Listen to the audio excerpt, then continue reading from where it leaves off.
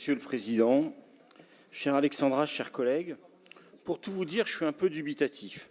Parce qu'en lisant cet amendement, je me suis demandé si c'était bien le Rassemblement national qui l'avait déposé.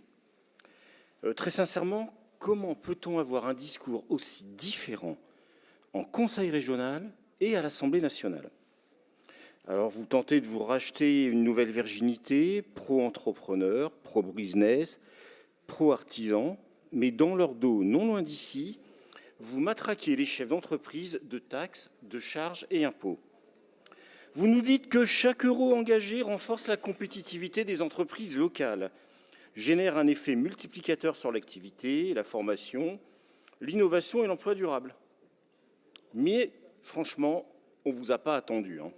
Avec Alexandra Dublanche, depuis 2016, nous engageons aux côtés de nos entrepreneurs et de nos artisans. Depuis 2022, plus de 82 millions d'euros ont été investis dans 302 entreprises industrielles, franciliennes bien sûr, des start-up et des PME beaucoup plus traditionnelles. Alors maintenant, vous, de votre côté, mais qu'est-ce que vous avez fait?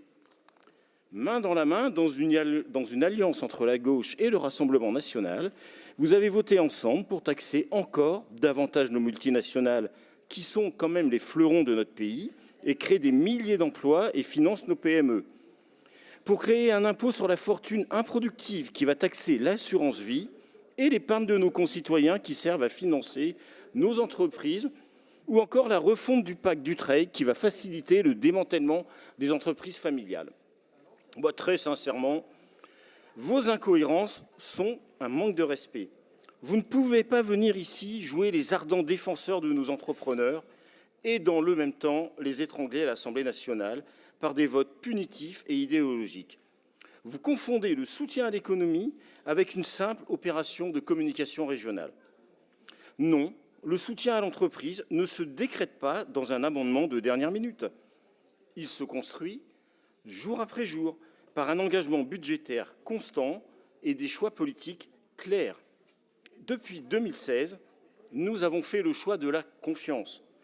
Confiance dans le dynamisme des PME, confiance dans l'innovation des start-up et confiance dans le maintien d'un environnement fiscal favorable. Vos propositions, où qu'elles soient formulées, n'offrent que l'ombre d'un soutien. Elles promettent la taxe et la lourdeur administrative. L'économie francilienne mérite mieux que ce double discours. Nous voterons donc contre cet amendement, car nous n'avons pas besoin de vos leçons pour défendre le travail et l'entreprise en Île-de-France. Je vous remercie.